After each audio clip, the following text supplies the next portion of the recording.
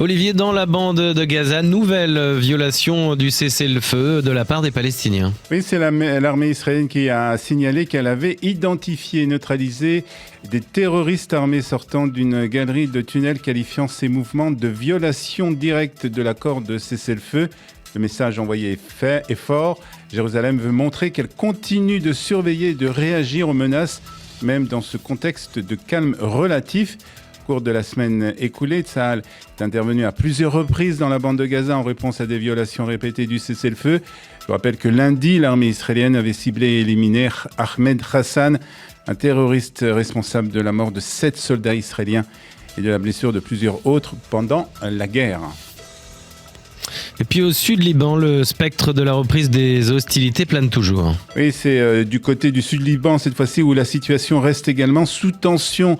Malgré l'accord de cessez-le-feu conclu en 2024 entre Israël et le Liban, selon plusieurs rapports, l'armée israélienne a mené des frappes aériennes ciblant des sites liés au Hezbollah, notamment des infrastructures souterraines, de stockage d'armes et des positions identifiées comme violation des accords de trêve. Les forces israéliennes ont averti les populations locales avant certaines attaques, soulignant que ces actions visaient à contrer des tentatives de reconstruction des capacités militaires du Hezbollah. Puis diplomatie, Gideon Sa'ar a décidé de nommer un ambassadeur d'Israël au Japon qui est bien connu du public francophone. Oui, puisque le ministre des Affaires étrangères a décidé de nommer Dr Emmanuel Navon, que on connaît bien, sur Radio G et sur Studio Kalita, comme prochain ambassadeur d'Israël au Japon. Navon n'est pas un diplomate de carrière classique, c'est un expert en relations internationales, professeur et commentateur médiatique, et aussi directeur de Elnet France. Son profil se distingue par une forte composante politique, notamment des liens passés avec le parti Likoud et un soutien public à Gideon Sa'ar, justement. Et justement, c'est le ministre des Affaires étrangères, Gideon Sa'ar, qui a été désigné pour représenter Israël à la première réunion du Conseil de la paix. Oui, un sommet organisé sous l'égide de l'administration américaine qui doit rassembler une vingtaine de pays autour du président Donald Trump. L'objectif, présenter un plan international de reconstruction pour Gaza, chiffré à plusieurs milliards de dollars, établir une force de stabilisation internationale sous mandat de l'ONU. La participation israélienne à cette initiative traduit la volonté de Jérusalem de peser activement sur les discussions internationales sur l'avenir de l'enclave après des années de conflit. Le gouvernement veut montrer ainsi qu'il est prêt à s'engager sur des mécanismes multilatéraux tout en mettant en avant ses conditions de sécurité et la nécessité d'un désarmement effectif du Hamas pour toute reconstruction soit durable. La première réunion de ce conseil est prévue pour le 19 février et ça sera à Washington. Politique, le bureau du Premier ministre a apporté des éclaircissements après des déclarations pour le moins surprenantes de Donald Trump. On se rappelle que le président américain avait affirmé qu'Yitzhak Herzog devrait avoir honte de ne pas avoir accordé la grâce à Binyamin Netanyahou. Des propos perçus en Israël comme une attaque sans précédent contre le président de l'État. Et suite à ces accusations, l'entourage de Herzog avait demandé des explications, soupçonnant Netanyahou d'avoir encouragé Donald Trump à tenir ses propos, et parlant aussi d'une ligne rouge franchie. Le bureau du Premier ministre a totalement démenti, affirmant qu'il n'avait pas été informé à l'avance et que ces déclarations relevaient uniquement du président américain Donald Trump. Dans le reste de l'actualité, Olivier, à Jérusalem, une découverte pour le moins troublante a surpris des familles ce week-end. Oui, des enfants qui jouaient dans une zone boisée près du quartier de Pisgat Ze'ev à Jérusalem ont découvert des restes de corps humains. C'était vendredi soir, juste avant le début de Shabbat. Ils ont immédiatement prévenu donc leurs proches qui ont alerté la police. Arrivés sur place, les policiers ont sécurisé la zone et lancé une enquête. Et lors des premières recherches, ils ont découvert à proximité un passeport étranger qui pourrait être lié aux ossements. Mais les forces de l'ordre restent prudentes et ne tirent encore aucune conclusion hâtive. Les squelettes et tous les objets trouvés ont été transférés à l'Institut national de médecine légale pour des analyses approfondies. À ce stade, toutes les hypothèses sont encore ouvertes. Et puis Olivier, on termine par un classement négatif pour les villes de Jérusalem et Tel Aviv. Oui, Tel Aviv et Jérusalem qui ont été placées samedi parmi les villes les plus polluées du monde. Selon les données en temps réel de l'indice de qualité de l'air, cette pollution extrême n'est pas liée à l'activité industrielle habituelle, mais une immense nappe de brouillard chargée de poussière de sable et niveaux de particules fines dans l'air ont atteint des seuils classés dangereux pour les experts en environnement. Dans ce type de conditions, même les personnes en bonne santé peuvent ressentir des difficultés respiratoires et ce sont surtout les enfants et les personnes âgées et celles souffrant de maladies pulmonaires ou cardiaques qui devaient redoubler de patience.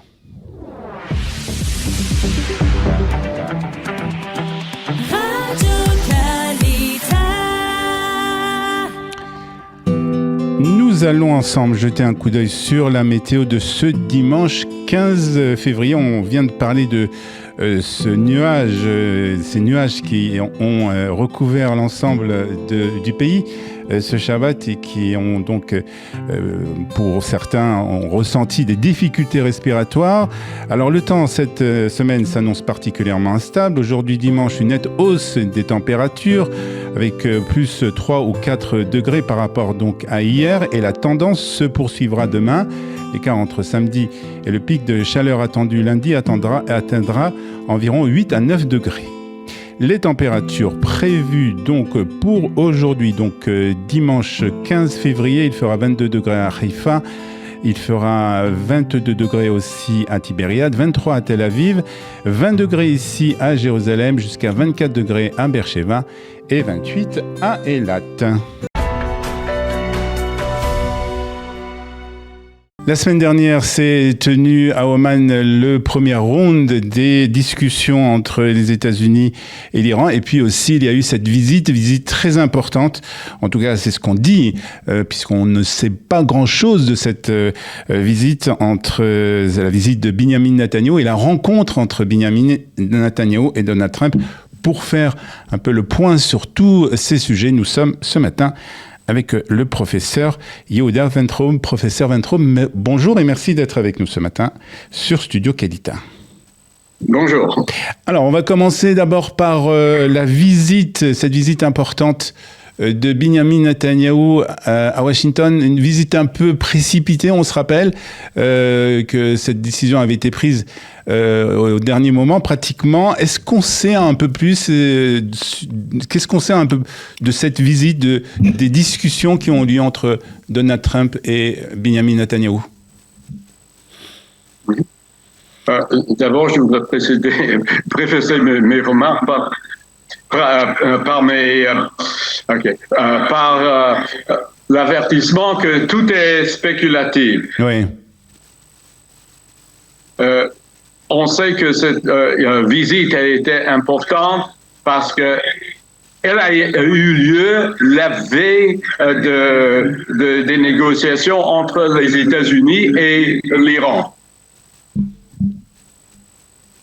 Maintenant, je sais qu'il y a une confluence d'intérêts entre Israël et les États-Unis, mais pas une congruence. Il y a quand même des différences et je pense que M. Netanyahou a bien fait d'avoir présenté les vues d'Israël au président Trump. Maintenant, il faut savoir, d'après des fuites,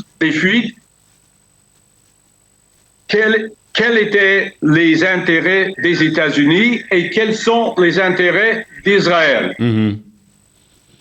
Alors, les États-Unis voudraient une limite aux missiles, mais pas la destruction peut-être entière des missiles. Ils voudraient également avoir une fin à l'enrichissement de l'uranium. Mmh. Et qu'est-ce que Israël... Les États-Unis aussi voudraient maintenir une stabilité dans la région et protéger le peuple iranien des outrances de leur régime. Et qu'est-ce qu'Israël cherche, je pense, qu'est-ce qu'Israël cherche dans Je pense justement dans que cet pour accord. Israël, les intérêts sont encore plus larges. Bien sûr, il y a l'intérêt optimal qui est la chute du régime des ayatollahs, Ouais. mais on pense que ce but irréalisable dans le temps immédiat, mais par contre, elle insiste que dans cet accord qu'il y ait une fin à l'enrichissement nucléaire, zéro enrichissement, pas de missiles, pas seulement une limite à la portée des missiles, mais pas de missiles. Ok. Et aussi pas d'aide iranienne au proxy. Donc ça, c'est clair pour la position Alors, ces américaine. intérêts sont beaucoup plus larges. Ouais. Pour la position américaine et israélienne, c'est clair. Comme vous l'avez dit, pas beaucoup de choses ont fui de ces discussions entre Donald Trump et Benjamin Netanyahu. En tout cas, ce que je voudrais vous demander à présent, professeur Weintraub, c'est quelle est la situation plus ou moins aux États-Unis par rapport justement à une éventuelle attaque américaine en Iran? Est-ce que la population américaine s'intéresse beaucoup et est-ce qu'elle est en faveur de cette attaque quelque part? Je ne pourrais pas dire qu'ils sont en faveur de l'attaque, mais ils ne voudraient pas voir une guerre prorogée, une régionale prolongée. Monsieur Trump aussi a d'autres intérêts. Son administration a fait sortir un document sur la sécurité nationale et bien sûr, elle appuie sur la stabilité, sur l'économie américaine, sur peace through strength. Il est prêt à maintenir la paix par l'emploi de force ou par la démonstration de force. Et pour cette raison, il a déjà averti une deuxième porte-avions et des destroyers d'arriver au Moyen-Orient. Mais il a aussi des élections mi-terme en vue. Bien sûr, le président ne se présente pas personnellement, mais sa politique sera, et il a peur pour maintenir la majorité républicaine dans les deux chambres. Alors, il voudrait avoir une stabilité régionale. Si cela peut se faire par des négociations, il est prêt à puiser les négociations. Mais dans le cas échéant, il serait peut-être obligé de faire une démarche militaire, peut-être limitée, mais il ne voudrait pas provoquer une déstabilisation, de perte de beaucoup de vies américaines et bien sûr la possibilité d'une halte ou un blocus du pétrole par les trois de Hormuz. Alors, il y a des intérêts qui sont confluents à ceux d'Israël, mais il y a quand même d'autres pressions qui pèsent sur Trump. Dernière question, professeur Weintraub, et très rapidement, est-ce que vous pouvez évaluer jusqu'à quand la patience de Donald Trump aura des limites, jusqu'à quand il va attendre justement que les négociations se poursuivent pour peut-être éventuellement, avant d'attaquer éventuellement en Iran, est-ce qu'il y a une date limite ou une ligne rouge à ne pas dépasser? Il avait dit que maintenant le bal est dans le terrain des Iraniens. Il avait déjà présenté ses plans à l'Iran. Ils attendent leur confirmation. raisonnablement, on peut voir que il y a le deuxième porte-avions et le groupe de porte-avions qui procède vers le Moyen-Orient. Ça va prendre à peu près 2 semaines ou un peu moins pour qu'ils arrivent. Alors, je pense que jusqu'à cette date-là, on n'entamera pas des démarches militaires, mais on sait jamais. Mais je pense que 2 semaines serait plus ou moins un laps de temps raisonnable à attendre une résolution de la part d'Iran. Professeur Weintraub, merci beaucoup. Vous êtes, je rappelle, spécialiste des États-Unis. Merci beaucoup d'avoir été ce matin avec nous sur Studio Qualita. Je vous en prie, c'était mon plaisir. Bonne journée. Noah Tzion a vécu un moment surréaliste. En allumant sa télévision, la jeune Israélienne a découvert qu'elle avait été assassinée lors d'une manifestation en Iran. C'est la chaîne de télévision nationale N12 qui a intégré sa photo par erreur dans un reportage sur les terribles assassinats perpétrés par le régime des mollahs en Iran.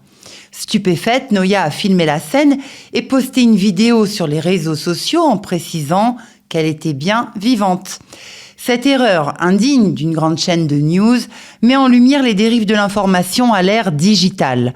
Entre images détournées, sources non vérifiées et rediffusion en boucle, une jeune femme bien vivante se trouve transformée en martyr d'un régime autoritaire à des milliers de kilomètres. Étonnamment, cette histoire me fait penser à une citation d'un maître de la dérision.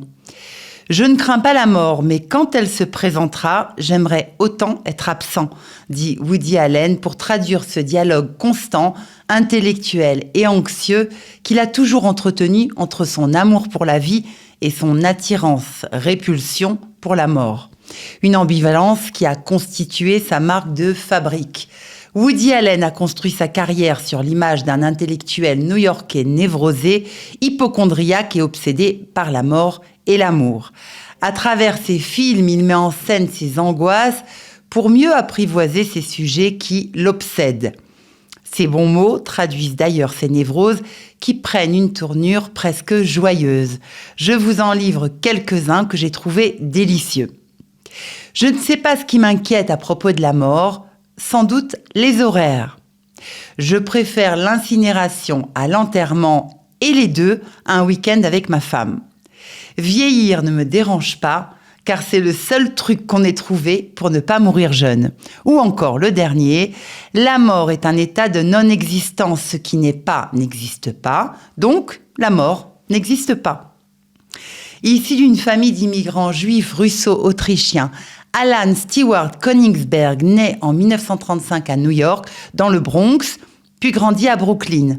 Son père, Martin Königsberg, est alternativement graveur joaillier, chauffeur de taxi et serveur chantant dans une brasserie proche, tandis que sa mère, Nettie Cherry, tient la caisse chez un fleuriste à Manhattan. Il étudie à l'école juive pendant 8 ans avant d'aller à l'école publique et décide de changer son nom en Woody Allen à 16 ans quand il commence à rédiger des gags pour des chroniques dans différents journaux de Broadway. Puis il écrit pour la radio, la télévision, le théâtre, le cinéma. Très vite, il devient humoriste dans divers clubs, puis le célèbre réalisateur que l'on sait. Durant les quelques 60 ans de sa carrière cinématographique, l'homme aux 50 films et 24 nominations pour les Oscars a reçu de nombreuses récompenses nationales et internationales et a vu des statues érigées en son honneur, sans jamais d'ailleurs comprendre ce qui lui a valu pareil hommage. Enfin, ces films ont été mis au programme d'écoles et d'universités dans le monde entier. Souvenez-vous, Annie Hall, Manhattan, Hannah et ses sœurs et Midnight in Paris. Désopilant, plein d'intuitions créatives, traversé de perplexité, sceptique convaincu et ancré dans son identité juive, l'icône américaine de 90 ans, qui vient de sortir son premier roman, s'inscrit dans cet état d'esprit si particulièrement juif, capable de transformer les drames de l'existence en potentiel burlesque. Et ce matin, à la une de la presse israélienne, les craintes de Tsahal à quelques jours seulement du Ramadan. Et c'est le Israël Hayom qui nous parle d'un niveau d'alerte maximal dans un contexte jugé explosif par les services de sécurité. Et selon le quotidien, plusieurs facteurs se cumulent. D'abord, la possibilité d'une frappe américaine contre l'Iran qui pourrait embraser la région. Et puis ensuite, la présence en Judée-Samarie de terroristes récemment libérés dans les accords. Et en toile de fond aussi, l'impasse autour de la deuxième phase à Gaza. Les responsables sécuritaires redoutent donc des attaques isolées, une reprise de l'activité du Hamas et une mobilisation de la rue palestinienne. Tsahal renforce donc ses effectifs, notamment autour de Jérusalem et du mont du Temple. Et puis un éditorialiste israélien vise ce matin directement la rapporteuse spéciale de l'ONU dans les territoires palestiniens, Francesca Albanese. Et c'est Ben Dror Yemini qui l'accuse de tenir un discours systématiquement hostile à Jérusalem. Selon cette tribune, certaines de ses prises de position franchiraient une ligne rouge et contribueraient à banaliser des propos jugés antisémites. Un texte qui dénonce aussi le silence, voire la complaisance des institutions internationales face à ces déclarations. Et le journaliste du Yediot Ahronot rappelle que plusieurs pays européens envisagent de contester la poursuite de son mandat au sein de l'Organisation des Nations Unies. Pour l'auteur, ce dossier illustre une perte de crédibilité morale des instances internationales sur le conflit israélo-palestinien. Témoignage bouleversant d'une ex-otage a été diffusé ce week-end. Témoignage qui a bouleversé des Israéliens. C'est celui d'Arbel Yehoud, ex-otage libéré après 482 jours de captivité à Gaza, qui a raconté son calvaire à la chaîne 12. Elle décrit des conditions inhumaines, une solitude totale et des violences psychologiques et physiques quotidiennes. Puis sans entrer dans les détails, elle évoque aussi des agressions sexuelles répétées et la lutte contre l'idée de mettre fin à ses jours dans ces ténèbres.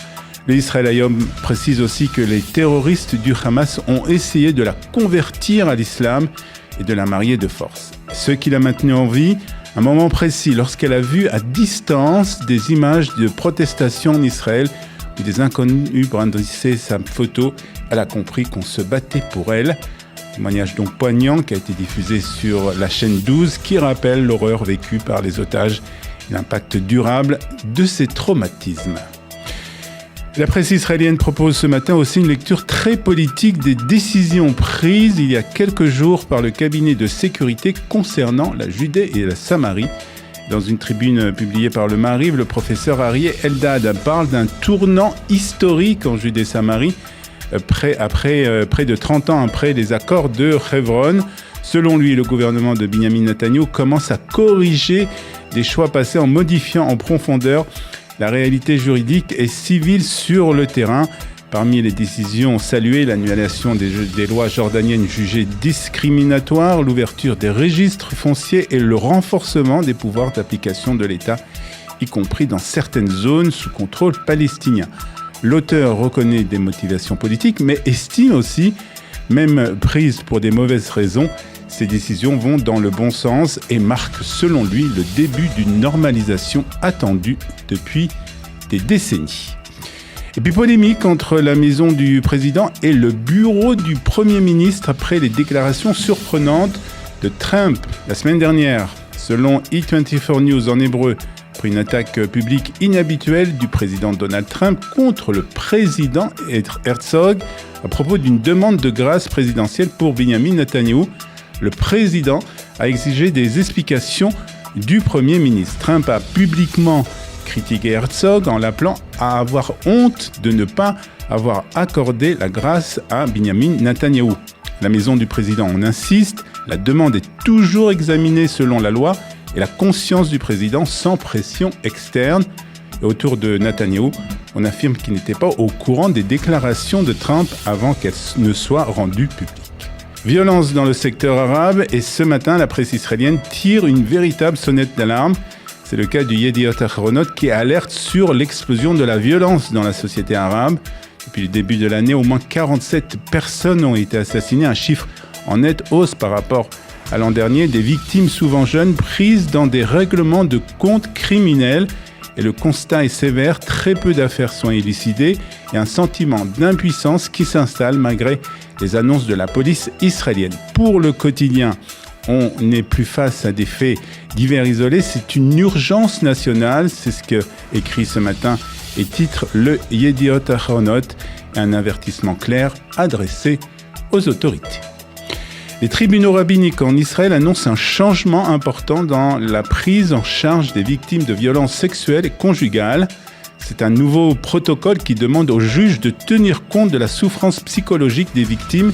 C'est ce que rapporte ce matin le quotidien Yediot Ahronot. Objectif, limiter les contacts avec l'agresseur et réduire le temps d'attente.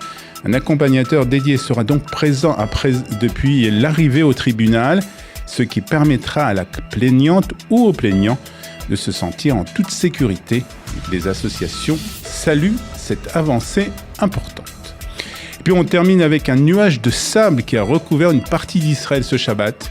C'est l'Israël Hayom qui en parle et qui parle d'un hiver israélien extrême avec un épais nuage de sable venu d'Afrique qui a recouvert une partie du pays ce Shabbat et a laissé derrière lui des records inquiétants. Tel Aviv et Jérusalem ont brièvement été les villes les plus polluées au monde avec des niveaux de pollution exceptionnels. Dans le nord, contraste total de la pluie en Galilée et sur le Golan et même de la neige sur le mont Hermon avec des températures proches de zéro. Mais attention, changement radical dès aujourd'hui, un champ chaud, voire caniculaire est attendu aujourd'hui et demain avec un possible retour de l'orage de sable. Bref, après le sable à Tel Aviv et à Jérusalem, la neige au Hermon, place aujourd'hui au Khamsin.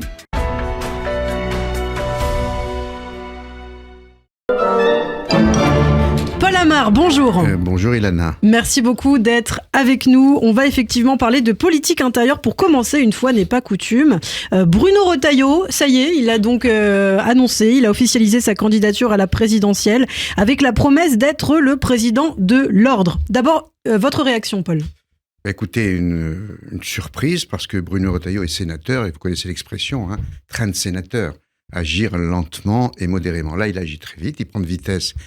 Tous les autres candidats absolument potentiels ou affichés déjà, et il tient à renverser la table. C'est l'expression qu'il a employée hier dans son interview à TF1. Donc c'est une double surprise à la fois psychologique en termes de comportement et politique. Donc c'est un coup politique qu'il fait. Il n'a pas une très bonne... Alors il est considéré comme sincère, comme actif, comme il a été considéré comme un bon ministre de l'Intérieur, mais il n'est pas encore dans les sondages considéré comme crédible, comme un candidat présidentiel crédible. Donc c'est la raison pour laquelle il s'est déclaré. Alors évidemment, les autres candidats sont un peu fâchés, notamment Laurent Wauquiez, qui propose une primaire. Donc il y aura peut-être une primaire. D'ailleurs, Bruno Retailleau acceptera les règles, mais là, c'est un enjeu considérable pour les Républicains. Alors justement, un enjeu majeur pour le pays. Pourquoi ? Pour quelles raisons ? Que représente d'ailleurs Bruno Retailleau ? D'abord, si vous le permettez, pour les Républicains, c'est un enjeu. Soit ils s'entre-déchirent, ils disparaissent, c'est l'ordre du temple solaire, suicide collectif. Soit ils arrivent à s'entendre et ils continuent d'exister. Et vous avez raison de dire que c'est un enjeu majeur pour le pays et pour d'abord le paysage politique. Vous savez, la Ve République a incarné la France et continue de l'incarner depuis 1958. Il y a deux camps qui se sont partagés à la fois le pouvoir et le temps politique. C'est la droite et la gauche dite républicaine, la droite jusqu'en 81, 58-81, et la gauche de 81 à 2017, avec évidemment des parenthèses, cohabitation au profit de la droite, au profit de la gauche, et en 2017, renaissance du centre grâce à Macron. Voilà pourquoi c'est un enjeu considérable, parce que si Bruno Retailleau échoue, sous les candidats LR échoue, que ce soit Retailleau, Wauquiez ou quiconque, si le candidat de la gauche dite républicaine échoue, on aura en 2027 un face-à-face entre deux rouleaux compresseurs, une extrême gauche qui vampirise la gauche, Mélenchon, LFI, et une extrême droite incarnée par le Rassemblement national, Marine Le Pen ou Jordan Bardella.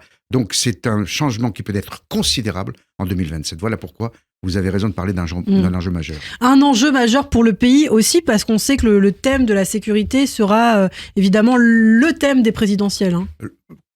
Clairement, thème sécuritaire. D'abord, en termes économiques et financiers, pouvoir d'achat, emploi, mais surtout sécurité physique. On voit à quel point la violence a gangrené la société française, et notamment les mineurs. Et notamment les mineurs. Alors il y a une violence subie par les mineurs, on le voit assez et tristement, et il y a une violence infligée par les mineurs, avec une responsabilité du monde adulte considérable, qui a en quelque sorte instillé dans le logiciel des mineurs une triple violence. Une violence numérique, les réseaux sociaux, une violence criminelle, le narcotrafic, une violence idéologique, islamiste, ou même terroriste. Voilà où on en est aujourd'hui en France. Alors le jeune qui a tué, de 14 ans, qui a tué un chauffeur, vous vous souvenez de ça? Pépito, oui. Mais il vient d'être condamné à 18 ans de prison. 17 ans.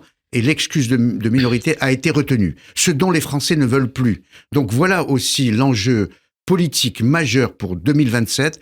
Celui ou celle qui gagnera en 2027 sera celui ou celle qui portera le message sécuritaire le plus fort et le plus rassurant. Et Bruno Retailleau le dit, je serai le président de l'ordre. C'est vraiment son leitmotiv de cette présidentielle. Et quand il dit « je veux renverser la table », il le fera également à l'égard du Conseil constitutionnel. Parce que très souvent, les notables qui président à ces institutions s'abritent derrière les textes sacrés, la Constitution, qui date quand même de notre siècle, pour dire non, et pour modérer en quelque sorte les choses. Et ce qui est intéressant aussi, c'est que finalement, ce sujet de la sécurité avait un peu été pris en otage par le Rassemblement national, par l'extrême droite ces dernières années. Là, on voit que LR veut s'emparer à nouveau du sujet. Il l'a franchement démontré au cours de son mandat, si j'ose dire, de ministre de l'Intérieur. Donc, alors de ce point de vue, il est crédible. Alors, on parle des violences. Aujourd'hui marque un anniversaire très particulier, Paul. Ce sont les 20 ans de l'assassinat d'Ilan Halimi. C'était le 13 février 2006. On retrouvait Ilan agonisant sur les voies du RERC à Sainte-Geneviève-des-Bois. 20 ans après l'assassinat d'Ilan Halimi, qu'est-ce que cette affaire représente pour vous, pour la France ? Le déclenchement d'une vague antisémite majeure dans le pays. Quand je dis déclenchement, je ne suis pas très honnête. Peu avant l'enlèvement, la torture, l'exécution de Ilan Halimi, il y a eu un assassinat de Sébastien Selam, dans le 20e arrondissement. Didier Lamsey.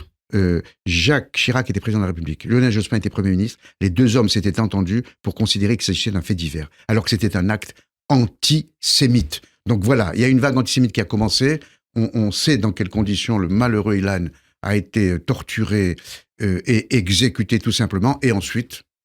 L'explosion des actes antisémites. La déferlante antisémite. Alors Emmanuel Macron va faire planter un arbre à l'Élysée. Il faut être honnête, je suis assez critique à l'égard d'Emmanuel Macron pour considérer que c'est un geste fort, très fort. Au moins, cet arbre ne sera pas saccagé, ni vandalisé. Mais je vais être honnête jusqu'au bout, Emmanuel Macron est excellent dans l'hommage rendu aux morts. Ouais. On aurait préféré qu'il marche avec les vivants et qu'il protège les vivants. 1320 actes antisémites recensés effectivement en 2025. Moi, j'ai envie de vous poser la question aussi, Paul, puisque vous êtes juif. Les juifs ont-ils encore un avenir en France ? Je suis très inquiet, je vous dis la vérité. Je suis très inquiet. Je suis beaucoup plus âgé que vous deux. Et moi, la situation d'aujourd'hui me renvoie à ma propre enfance en Algérie, où j'ai subi de l'âge de 4 ans à l'âge de 11 ans la guerre. J'ai vu des hommes tomber sous mes yeux. J'ai moi-même été victime d'un attentat. Ça me renvoie à cette enfance où on nous a signifié, à partir de 1954, le désir clair du FLN de nous chasser, quand je dis les juifs, les chrétiens également, et les harkis ou les musulmans attachés aux valeurs françaises. Notre départ d'Algérie. Eh bien, je ressens la même chose, la guerre d'indépendance en moins. La France est en paix avec ses voisins. Elle n'est pas en guerre, et malgré cela, il y a une volonté claire de nous chasser de France. Et vous savez, cette volonté, elle date de 1979. Oui, la déferlante antisémite a commencé quand Khomeini... La révolution islamique. Absolument. Est arrivé au pouvoir grâce à qui ? Grâce à la France.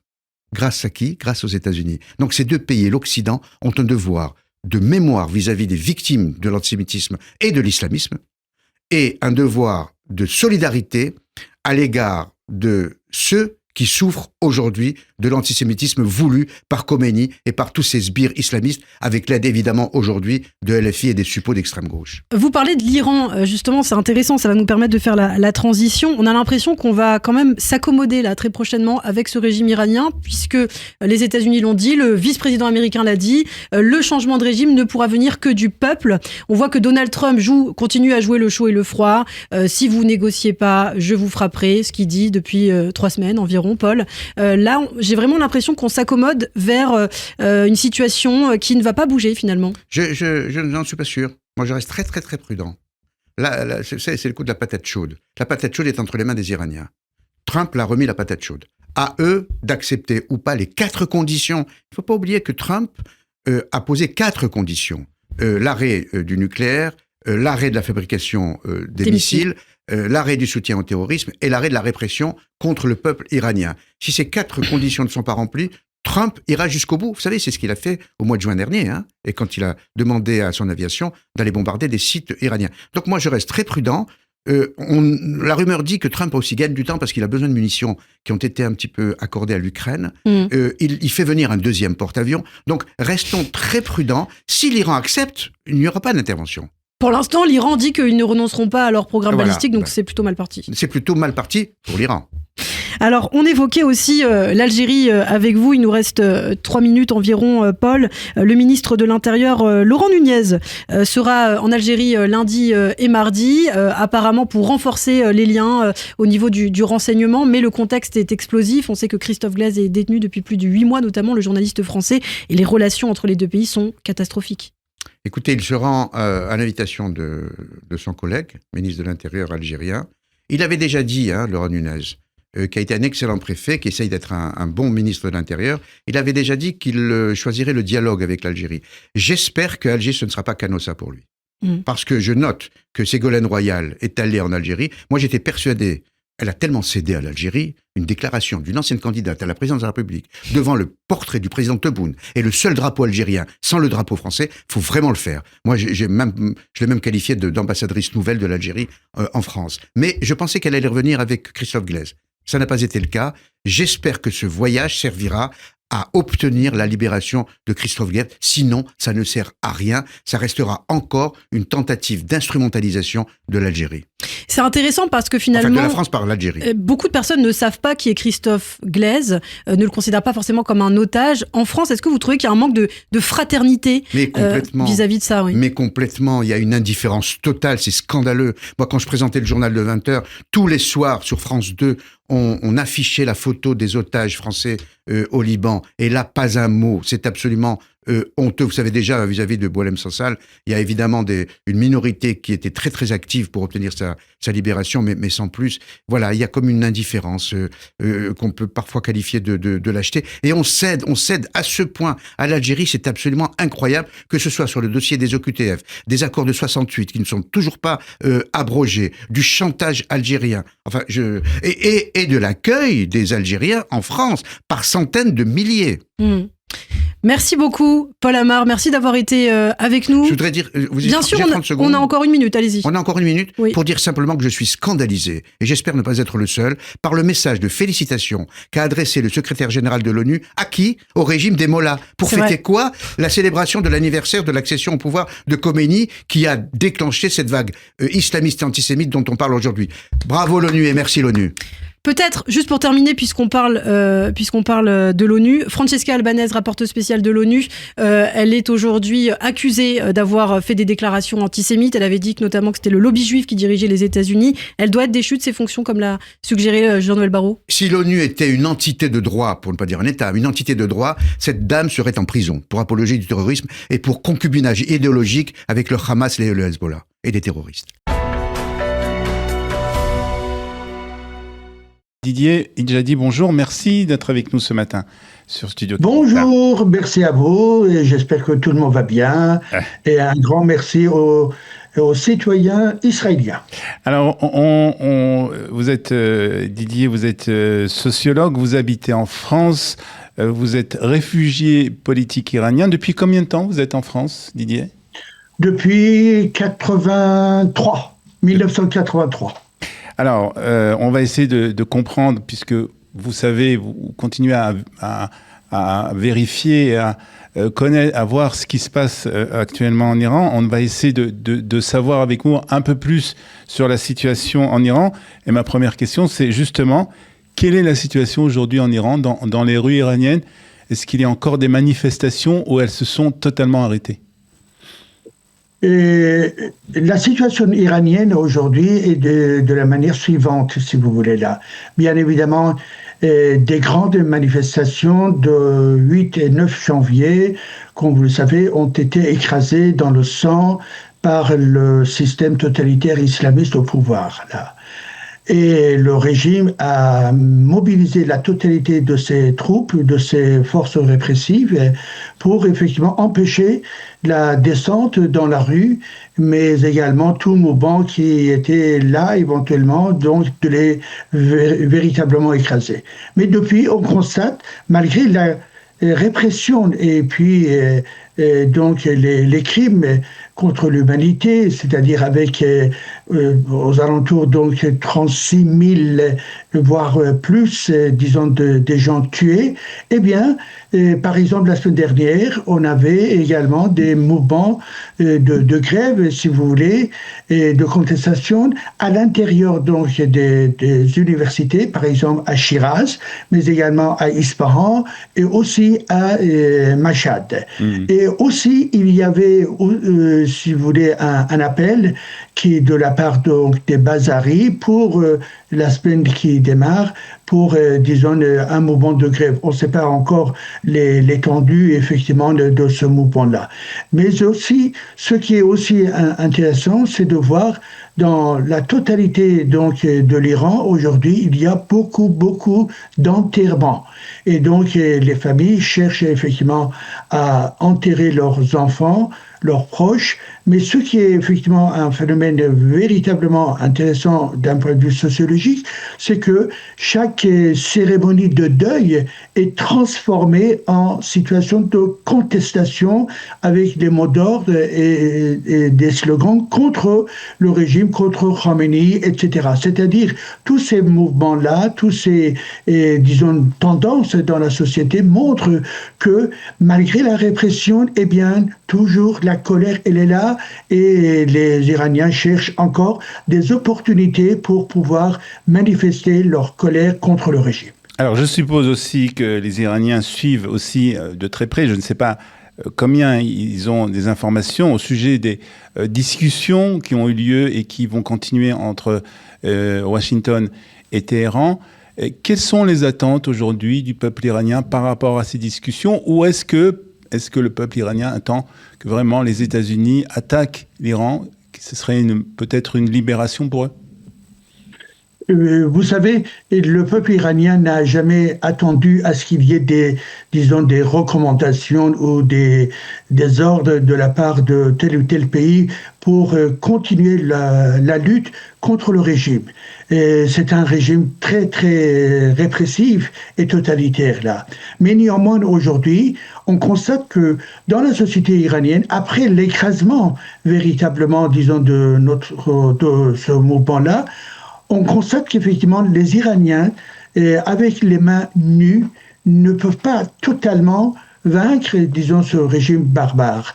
Et donc, c'est pour cela, quand le président américain a annoncé le 13 janvier, eh bien, l'aide est en cours, là, eh bien, cela a créé un certain espoir également, là.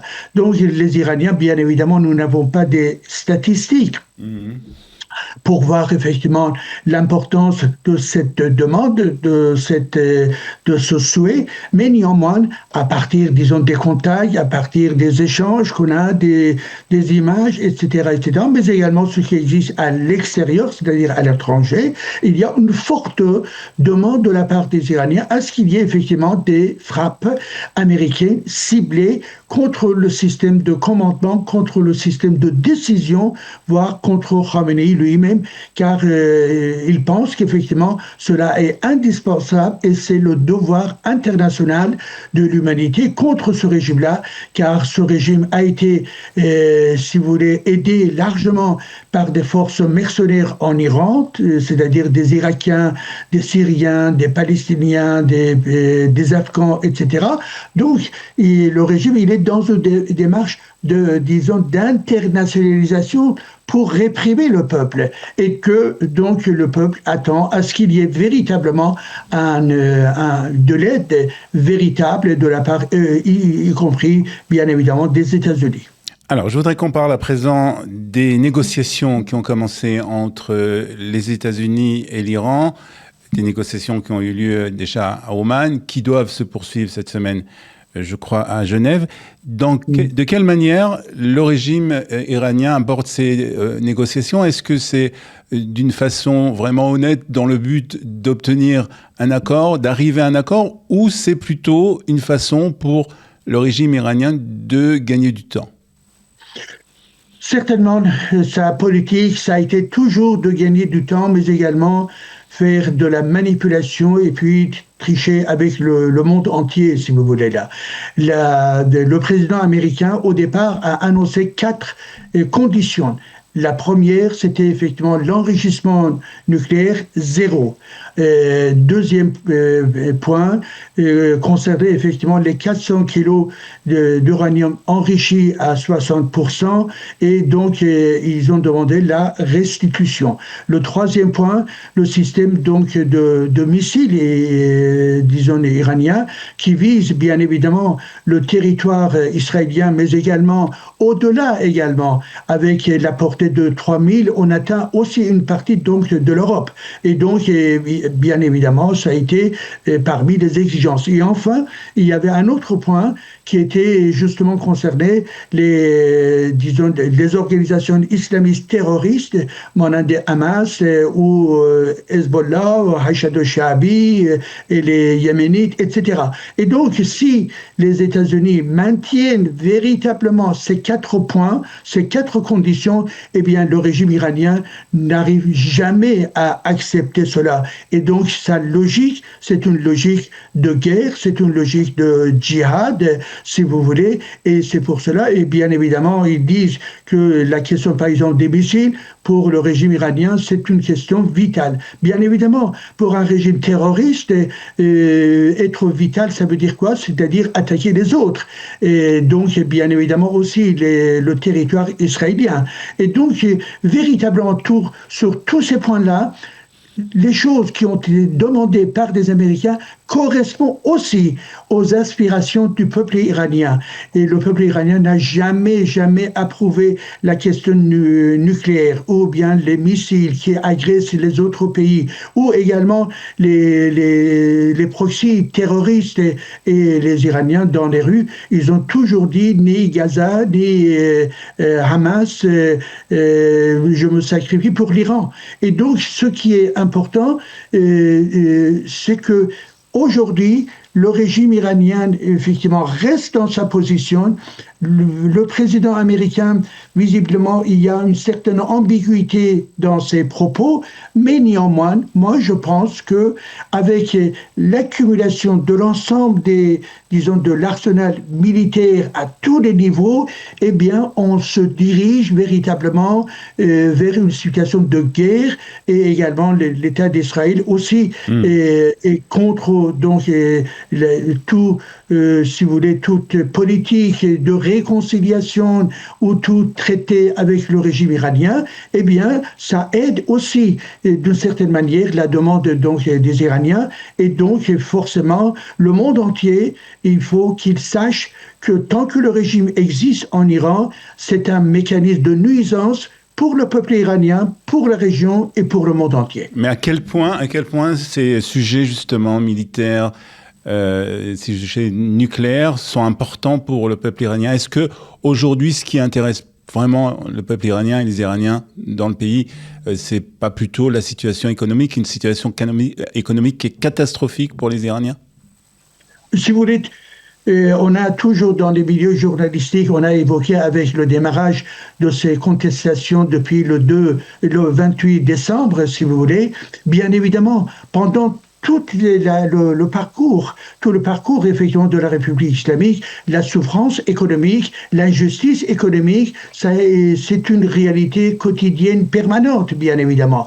Mais néanmoins, à ne pas oublier que ces injustices-là sont engendrées par un système politique totalitaire, si vous voulez. Et donc, on ne peut pas véritablement séparer les deux. Et bien évidemment, les Bazaris, ils ont commencé par une contestation de nature économique, mais nous avons vu tous que immédiatement, effectivement, ces mouvements de grève des Bazaris, eh bien, a été complété, a été renforcé par l'ensemble des mouvements en Iran contre le régime, car les gens, ils ont, demandé dans les rues, dans les différentes villes, ils ont dit à bas la République islamique et à bas Khomeini également. Donc, si vous voulez, c'est vrai que cette injustice existe, mais néanmoins, autant donc d'Iraniens ont été massacrés. Et c'est quoi? C'est une nature politique donc du régime. Autant de cas de torture, de viol dans les prisons iraniennes. Cela met en évidence la nature politique de ce régime policier également là. Donc aujourd'hui, ce qui est véritablement une demande globale, mais tout en étant conscient qu'effectivement, mais dans chaque point, on peut toujours réclamer la demande globale des Iraniens, c'est de dire la République islamique à abattre. Donc ce régime-là n'est jamais réformable, jamais, jamais, car toutes les tentatives de manipulation qui ont été faites par le régime, on a vu qu'effectivement, y compris, vous regardez par exemple Pezeshkian, on l'a présenté au départ comme un réformateur, pas seulement le régime d'une certaine manière, mais également dans le monde occidental. Mais les Iraniens qui étaient conscients, ils le savaient qu'effectivement cela est désigné par donc Khomeini, c'est des techniques, des tactiques par rapport à un contexte national ou international. Donc, et lui-même, c'est-à-dire Pezeshkian, a donné des ordres pour tuer également les gens. Et donc, si vous voulez, en un mot, eh bien, les Iraniens, et la question, quand ils disent ni Gaza, ni Liban, je me sacrifie pour l'Iran, c'est-à-dire ils sont en train de contester la politique régionale du régime. Donc c'est une demande, c'est une exigence forte politique. Pourquoi autant d'argent pour les tunnels de Hezbollah pour attaquer donc des Israéliens ou les Hezbollah? Eh bien cet argent-là doit servir quoi? Le peuple iranien, bien évidemment. Mais ce régime-là est contre la nation iranienne, contre les intérêts vitaux des Iraniens. Et donc, par rapport à sa question idéologique, qui est donc l'idéologie chiite et djihadiste, eh bien, il doit continuer à la fois à réprimer le peuple iranien, mais également provoquer au niveau donc du Moyen-Orient et contre donc l'État d'Israël, et aussi le terrorisme international, si vous voulez là.